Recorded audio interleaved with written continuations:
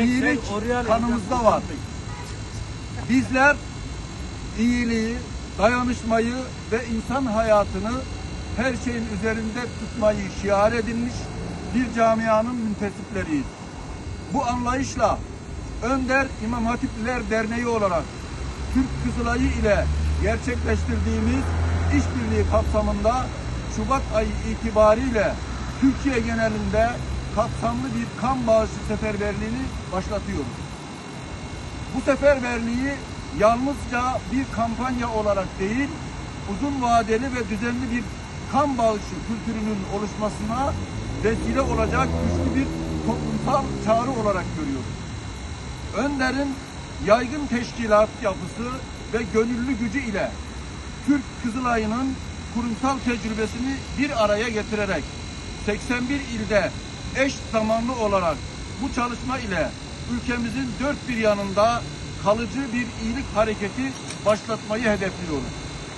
81 ilde faaliyet gösteren 680 derneği bünyesinde barındıran Önder ailesi olarak teşkilatımızın gücünü ve gönüllülük ruhunu iyilik kanımızda var sloganıyla sahaya taşımaya hazırlanıyoruz. Türkiye genelinde tüm il ve ilçe derneklerimizin aktif katılımıyla yürütülecek çalışmalar sayesinde kan bağışı noktalarının her ilde daha görünür ve ulaşılabilir bir hale gelmesini sağlayacak iyiliğe birlikte sevk edeceğiz. Ve beraber hep birlikte iyiliği çoğaltacağız. Biz inanıyoruz ki insan hayatına dokunan her bir çalışma aynı zamanda kardeşliğin, merhametin ve sorumluluğun ifadesidir. İnancımızdan ve medeniyet değerlerimizden beslenen yardımlaşma anlayışıyla kan bağışı yalnızca bir gönüllülük faaliyeti olarak değil, insani ve ahlaki bir görev olarak da görüyoruz. İmam Hatip camiası olarak mazlumun, ihtiyaç sahibinin ve hayat mücadelesi veren her insanımızın yanında durmayı bir emanet olarak kabul ediyoruz. Bu kapsamda İmam Hatip mezunlarımızı ve mensuplarımızı kapsayan geniş, gönüllü ağımız aracılığıyla kan bağışına katılımı artırmayı amaçlıyoruz. Gönüllülerimizi Türkiye genelinde Kızılay kan bağışı noktalarına yönlendirmek suretiyle düzenli, planlı ve sürdürülebilir bir bağış süreci oluşturmayı hedefliyoruz. Aynı zamanda gönüllülük bilincini güçlendirmeyi, toplumsal sorumluluk duygusunu yaygınlaştırmayı ve iyilik merkezli bir farkındalık ve dikkat oluşturmayı önceliklerimiz arasında görüyoruz.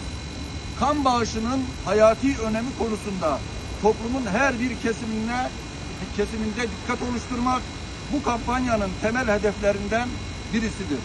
Gerçekleştirilecek çalışmalarla düzenli bağış alışkanlığını teşvik etmeyi, her bağışın bir hayat kurtardığı bilincini yaygınlaştırmayı ve bu bilinci kalıcı hale getirmeyi amaçlıyoruz. Türk Kızılayımız tarafından her bağışçımız adına dikilen 3 fidanla da çevre ve doğaya olan duyarlılığımızı ortaya koyuyoruz. Bu kampanyanın sağlık sistemine katkı sunmasının da ötesinde ülkemizde örnek bir dayanışma ve iyilik hareketine dönüşmesini arzu ediyoruz.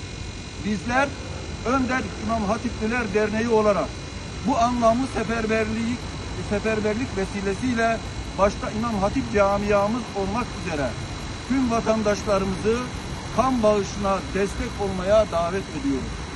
Gelin iyiliği birlikte büyütelim. Gelin bir ünite kan bağışı ile bir cana umut, doğaya da bir nefes olalım. Dayanışma ve yardımlaşma ve sorumluluk bilinciyle yürüttüğümüz bu çalışmanın insan hayatına dokunan kalıcı iyiliklere vesile olmasını temenni ediyor. Tüm gönüllülerimizi bu hayra ortak olmaya davet ediyoruz. Kamuoyuna saygılarımızla duyurulur.